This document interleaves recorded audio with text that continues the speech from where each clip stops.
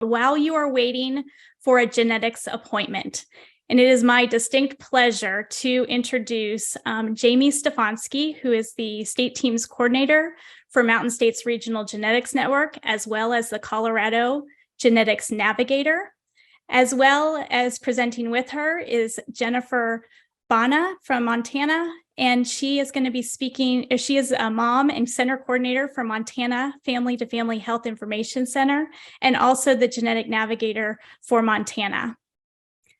We're going to reference the next slide for the CEU accreditation, as well as their learning objectives. And we ask you to please reference your attendee website for more information about this, as well as their full bios. With that, I'm going to stop sharing and ask that Jenn and Jamie take it away. Thank you. Right, thank you. So I'm Jamie Stefanski, and I'll be presenting with Jenn Banna. While you're waiting for a genetics appointment, what can be done while you wait, a genetic navigator perspective. Uh-oh, there we go. So I'm a mom of 2 teenagers with a genetic diagnosis, and Jenn is also the mom of a daughter with a genetic diagnosis. So that's how we came to become involved with Mountain States and enter into the position of a genetics navigator. And you can have a look at our bios there.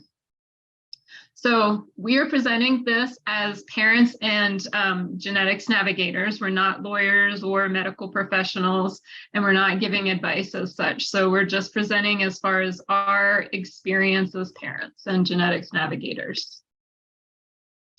And you can see our objectives here today are to identify ways to take actionable measures for forward progression and preparation for a genetics appointment, and that can be immediately implemented to facilitate patient health, care, and well-being, and provide resources that can be used for guidance and making social connections.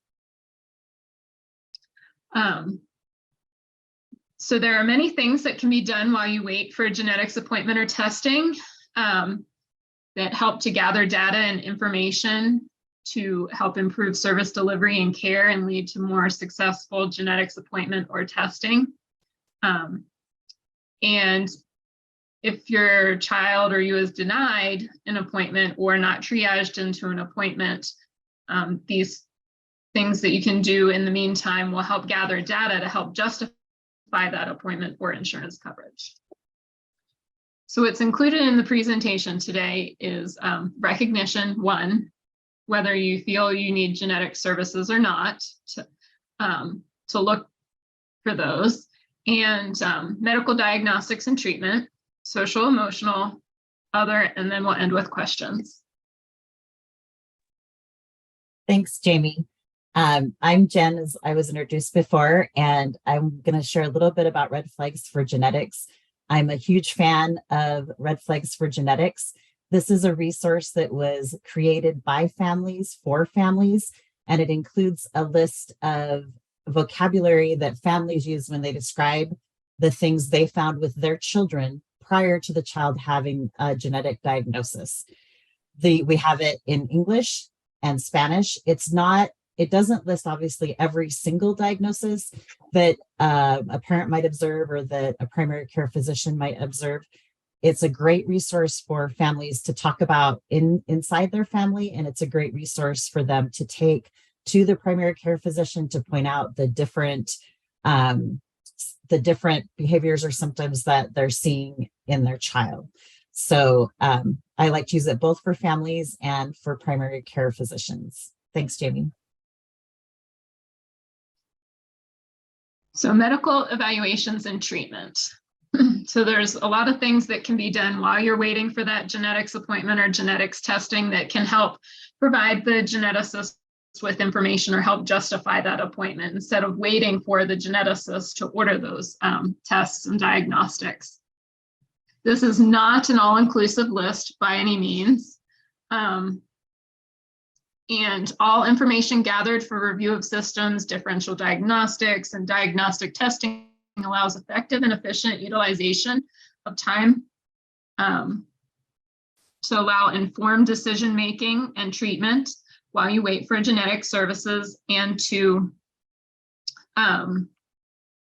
it also provides valuable information to the geneticist once you get to see them. And also, before you have, like I said before you get to the geneticist, that way you're not waiting for those tests once you get there for the geneticist to order them or to make the referral to a specialist. So information garnered from the systems reviewed, differential diagnostics, and diagnostic testing will help the geneticist in the analysis and informed decision-making in determining what kind of genetic testing is needed, if any, or for further condition, symptom management, and treatment. It also helps in analysis of genetic testing.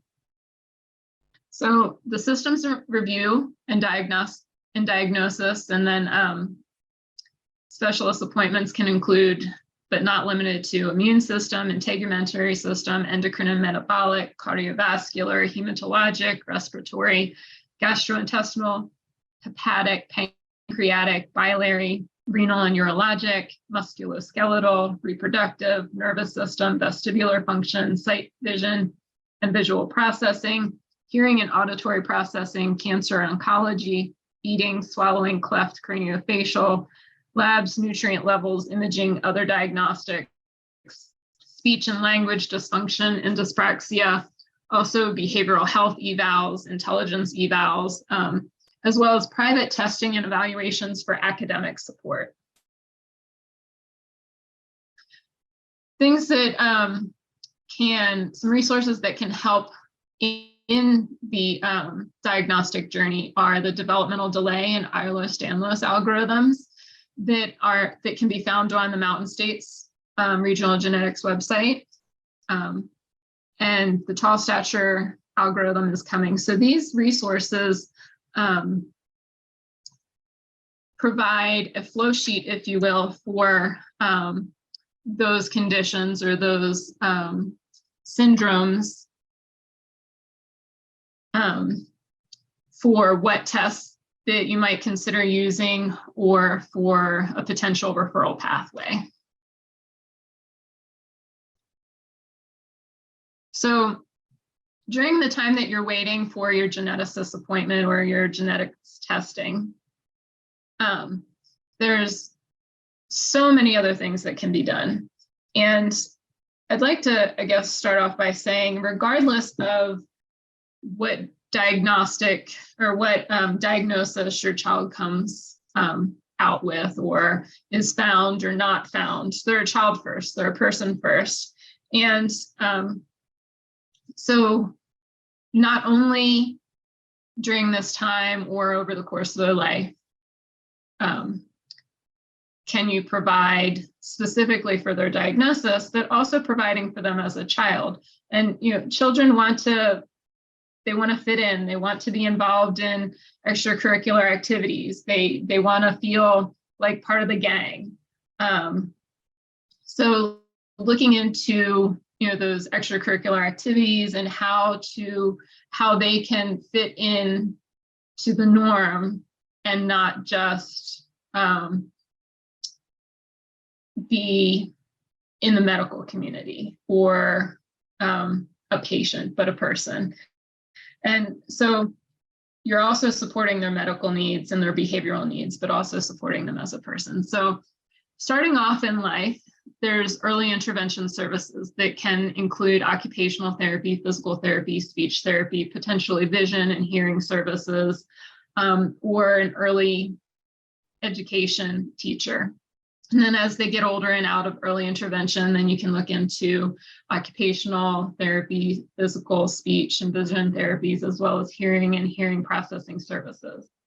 Behavioral and mental health services, listening therapy such as Tomatis and integrated listening, feeding therapy, massage, music therapy, hippotherapy, and therapeutic riding, aquatic therapy, ABA, therapy, any medications or surgeries that are warranted after systems review and differential diagnosis, or some of those alternative therapies such as neurofeedback, primitive reflexes like MMRI, QRI, neurovascular, neuromovement, craniosacral, myofascial release, orofacial, myofunctional therapy, conductive education, and the list goes on.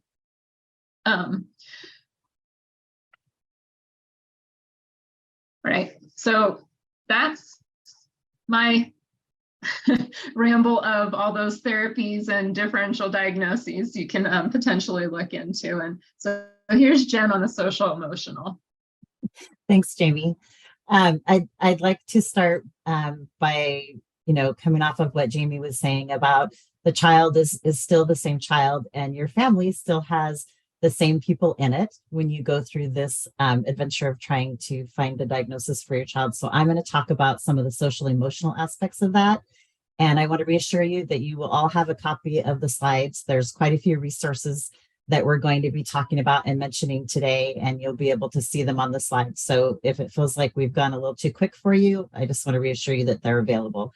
One of the most important things I think that families can do is connect with other families or other people who have shared a similar experience.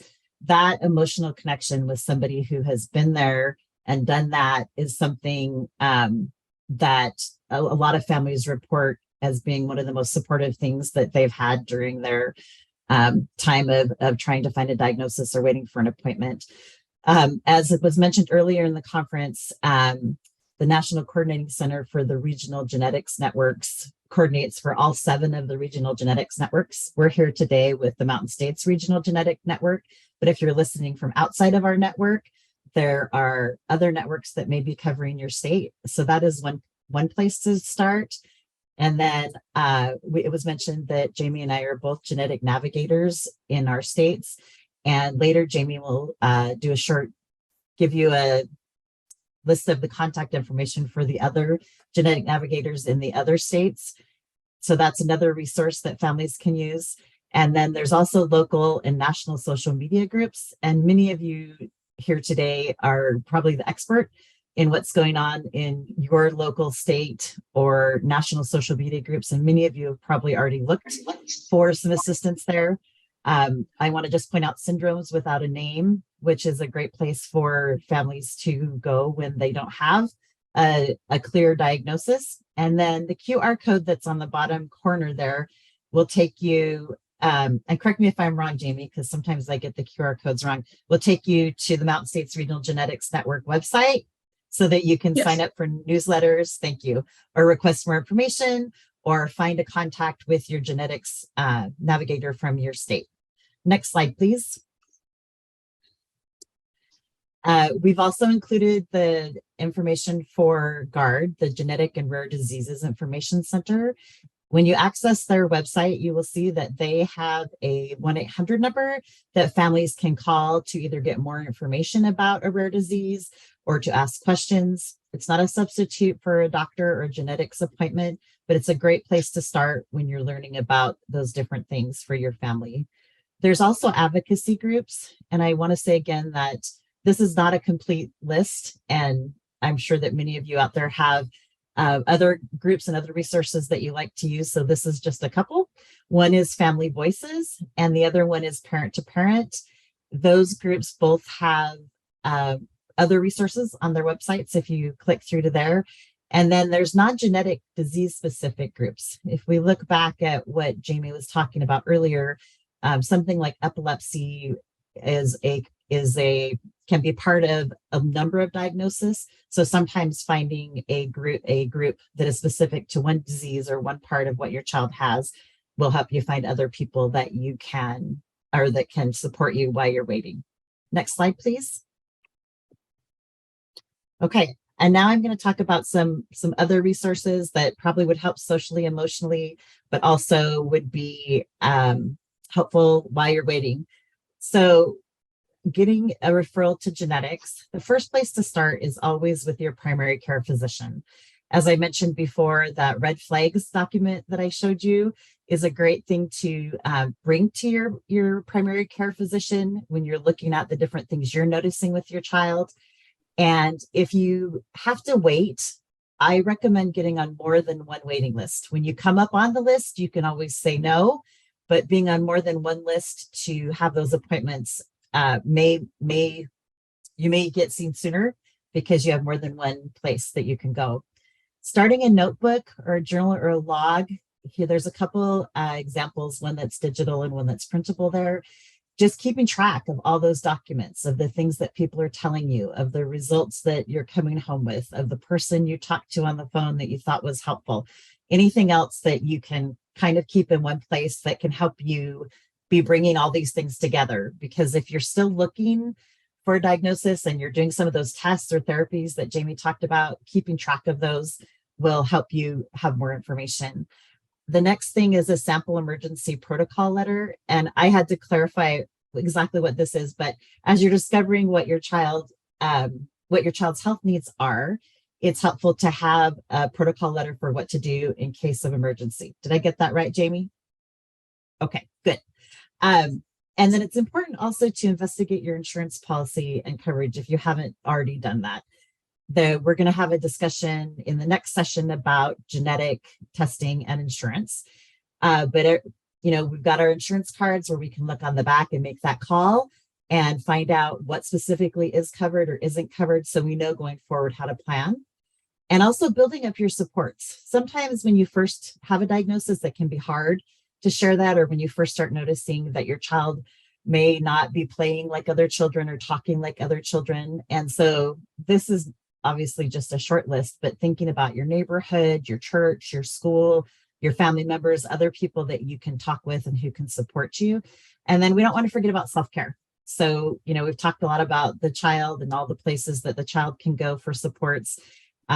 This Navigate Life Texas has some great information about, taking care of yourself so that you're in a position to be able to keep the notebook and to keep going to the appointments, because it can be a lot of work for some families. Next slide, please.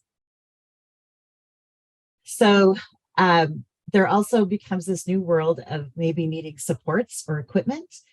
And there's durable medical equipment, and there's a website there that helps with that. I'm going to share a little bit more about the assistive technology. Every state has an accessibility training technical assistance program called an AT program. You can find the one in your state at the AT3 Center. These vary state by state in terms of what they provide. In our state, they loan equipment and they send it anywhere in the state to anyone with a disability. And they don't sell anything. They're just there to help support people to find equipment. So I would really recommend finding out what's available in your state. There's also augmentative assistive communication in your state, and every state has a telecommunication access program. So that's a great place to start for that. And then finding what's available with recreation in your area. That varies again from state to state, area to area. And then respite care is something that families often need when they're going through all of these appointments or taking care of a child that has lots of extra needs. And there is a National Respite Coalition that you can check and see what's going on in your state in terms of respite care. Next slide, please. Some other things that you can do in your state would be to apply for Medicaid, check and see what waivers your state has. And again, that's going to vary from state to state. Check and see if there's any grants specific maybe to your child's, the condition that you think your child might be diagnosed with or has already been diagnosed with. Looking for, in our state, we have a program that helps families travel. That is a foundation that helps all the families in our state travel for medical appointments. So looking for other local and state funding sources, and then considering whether or not supplemental security income is something that your family wants to pursue for your child. Next slide, please. So we talked a little bit about, and I want to stop just for a second here. When we talk about planning for the future, I think we need to remember that some children or young adults don't receive a diagnosis or don't even have symptoms till later. And so sometimes they're at a point where there's some decisions that need to be made about things like living arrangements, We talked earlier about finding out what does insurance cover, what will it cover, keeping track of that in your notebook or journal or in your emails. Financial planning. Every state has an ABLE account. Some people want to do a special needs trust. Again, it depends on your family and what your particular needs are. Other families are a good resource for talking about some of this information. If you are on a social media page with other families and you start talking about ABLE accounts, families are going to pipe up and help you figure that out. But every state has a website for that too. And then a will or letter of intent, life course planning. And that's thinking about, I've got to flip for that one too. How did you describe that one, Jamie? Because you're the one that helped me find that one out. So anything and everything that isn't in the will, any, what likes your child has, what things they might potentially need, what any kind of consideration, what your vision is for your child and what your child's vision is for their future. So if something were to happen tomorrow, the person taking over would have that book basically on your child of this is an explanation of this is a bio of my child of what our vision is. Things that can't go in that will. Thanks, like hopes and dreams. This would be a good place to put those things. Okay, next slide, please. And then here's some other things you might want to consider. Jamie talked about early intervention, child find services that you can get at school. The disability placard for vehicles. Some families, when I recommend this, will say, oh, we don't need that. We just carry them. We just, in Montana today, we've got about 8 inches of snow where I am. And so sometimes it can be very difficult to get somebody from the back of the parking lot into the building. And with a placard, you can use it or you can not use it. So it's one of those things that's available for your family if you need it. This is done through the motor vehicles division with some support documentation from your doctor. Home modifications, again, thinking about how does our home work? Do we need a no-lip tub? What would be the best thing? Transportation, which also may be making modifications to a vehicle that you already have, or maybe you'll need to get a different type of vehicle. There's also the possibility, and these are some of the older kid things. I'm a mom to a 22-year-old, so these are some of the things that we've done that some of you that might have little kids are thinking, oh, I don't need to worry about that yet. And you're probably right. Your family. So getting a state ID, looking at adult transition and different waivers for Department of Vocational Rehab, which is working. Some of that can start in high school. So if you've got teenagers, you can be starting with that. And then guardianship, conservatorship, and that goes on to talk about some other things that you will want to be thinking about as your child approaches 18. And starting to think about that around 16 will make your family more prepared. And again, the laws for that are different from state to state. Next slide, please. So what if I can't get a genetics appointment or testing and genetics testing is negative or inconclusive? Well, information gathered from the review of systems, examinations, differential diagnosis, and diagnostics will help in identifying and providing appropriate treatment and potentially provide valuable information to justify a reanalysis of genetic testing data or to justify further genetic testing or potentially provide valuable information to justify testing and insurance coverage. Keeping a log, building your supports, taking steps to support your child and preparing for the future will help whether you have a genetic diagnosis or not. So if the particular genetic test that was run is negative, doesn't come up with a definitive result, then that's still information gained, and it helps narrow down what else to look for or what to consider.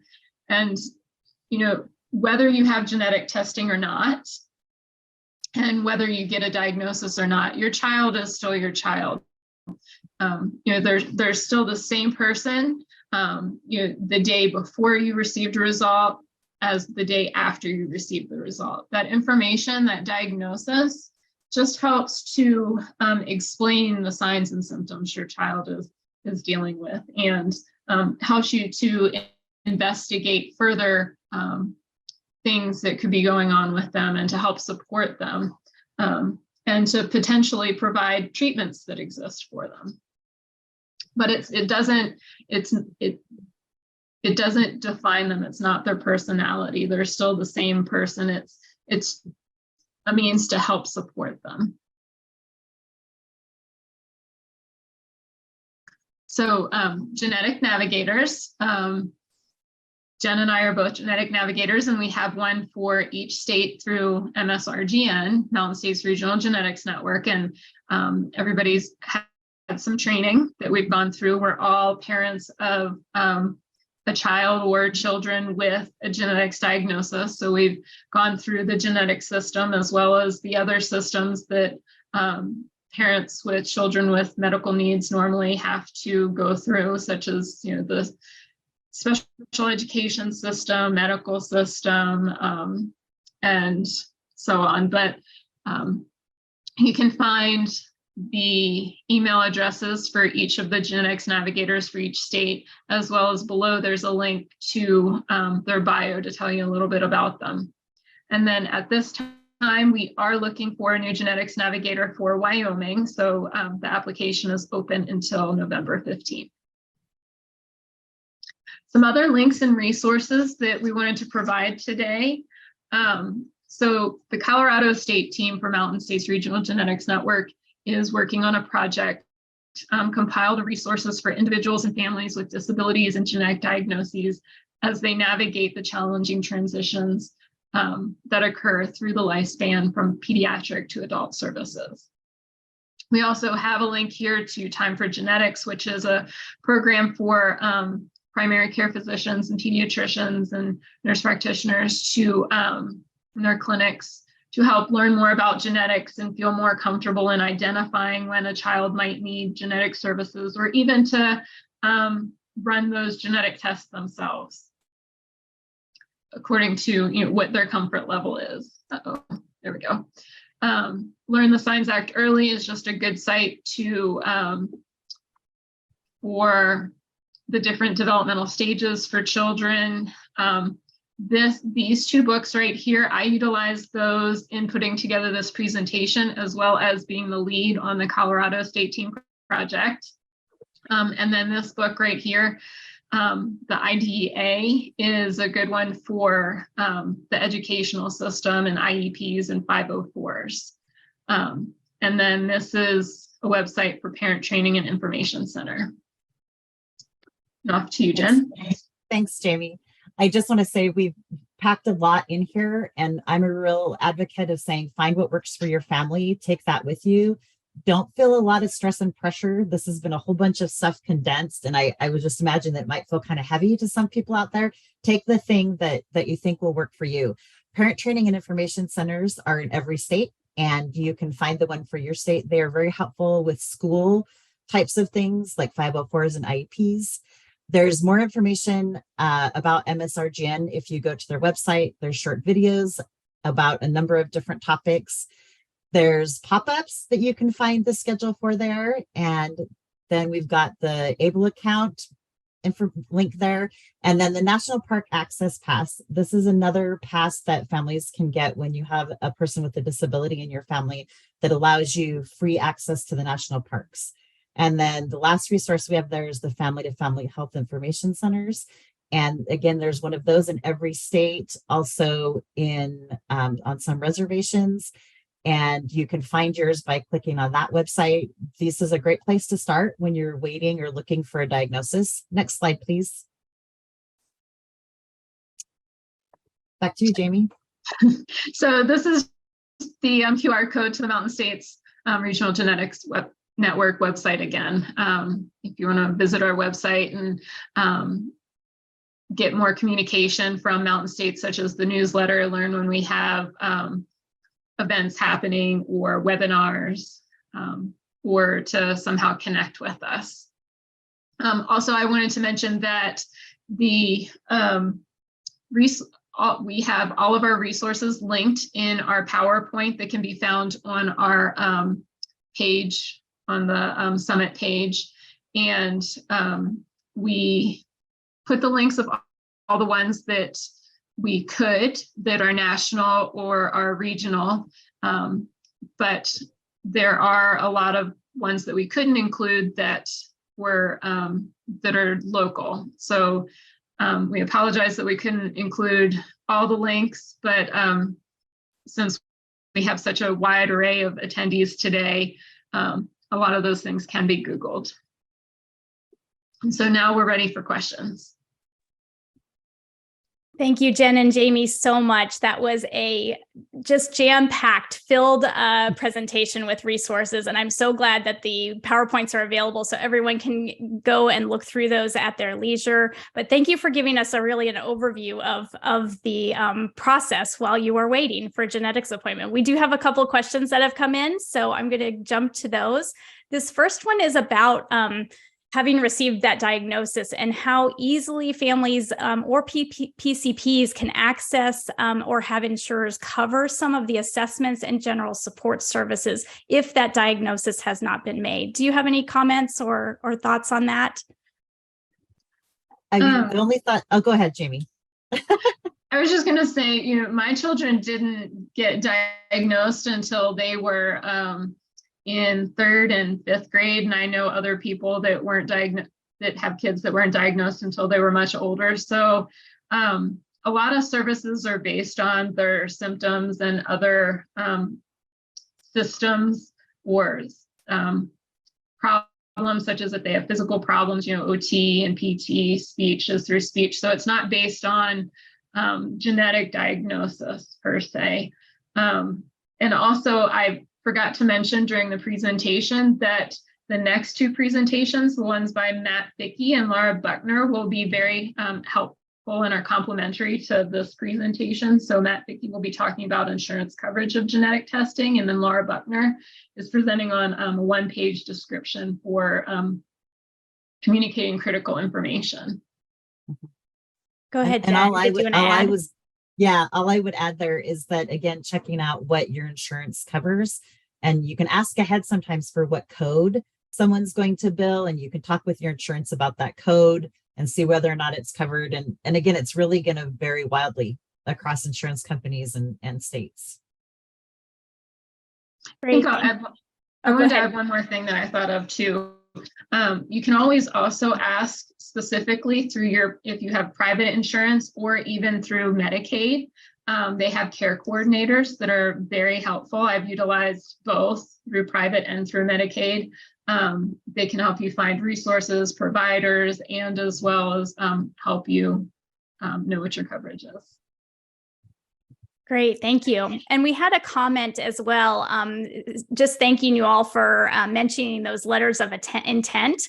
Someone says there are templates online with ideas for topics that might be helpful. And this individual says the one that they have for their 28-year-old daughter is now 50 pages long, but no easy lift, but so important. So thank you for bringing that to everyone's attention.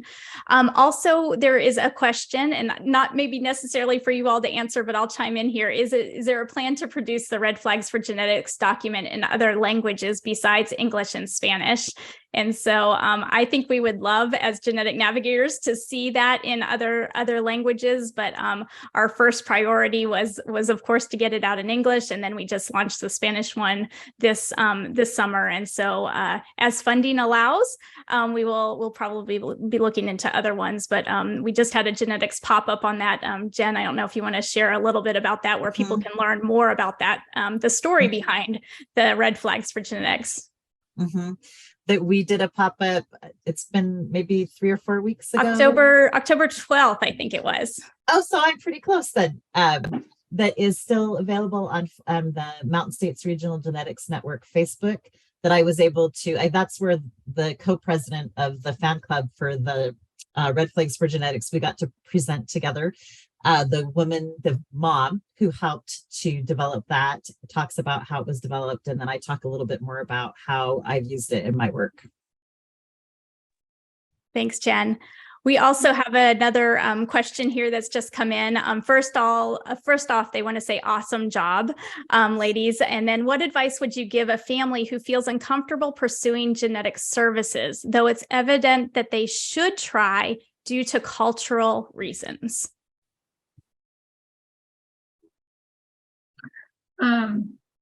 You know, when I'm talking to somebody, it's normally I present it through, you know, this is what I've done, this, but I understand that you're coming from a different place. And it is, in the end, it is their decision and up to their cultural beliefs. And there are plenty of reasons why families may not seek genetic services, and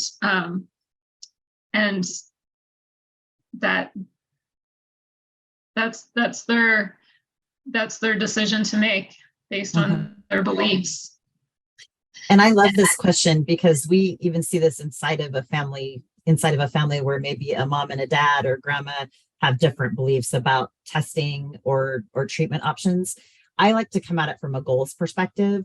What is the goal that you have for your child to do? Because that's what family-centered care is, right? It's about the family and the goals that the family and the child have, and then figuring out how they're going to reach those goals. What is their plan for how to do that? If we're not going to do some of these services or these other things, how are we going to get the child to the goal that the family wants? That, and I love that question because it really goes back to family-centered care.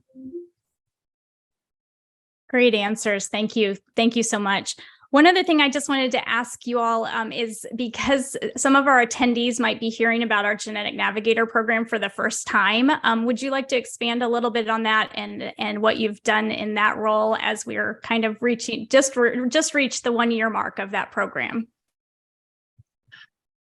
Yeah, so it is a program to help provide resources and education for providers, organizations, and families to help be a listening ear for those families that are going through their odyssey and not quite sure what to do or if they're headed in the right direction. And so I've spoken with quite a number of organizations and professionals and have started to see more referrals of families coming in. And so most of the time it's somebody that is just starting out on their journey or may want a specific support group for their diagnosis, or that is a bit frustrated because they're not finding answers, or they're just feeling like something's not happening fast enough. And that's when I come in and I'm the listening ear and I say, well, you know, is your child progressing? And just help to support them in feeling confident in that they're headed in the right direction or in the direction that they're hoping to go. Like Jen said, you know, what are your goals? What direction do you want to go in? Mm-hmm. And I would add to that we can also help families sometimes find financial resources or talk about what genetics is like in the state that we're in. Montana now has 2 geneticists, but for a long time we only had 1. And we also have a program at our state that helps pay for genetic testing, and other states may or may not have that, but that's another resource that we can provide for families. And I'm thinking of one other situation that I sat in on with Jen on a call with a family.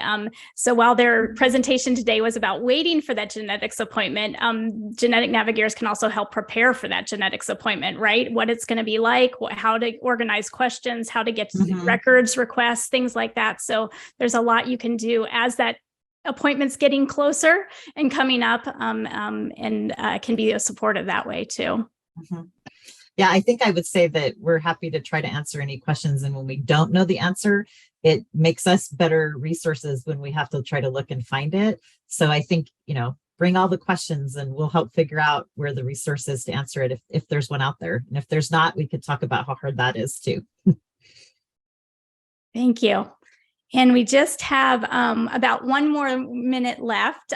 So is there anything else in that last minute that just any final thoughts that you'd like to share with the audience as we close today?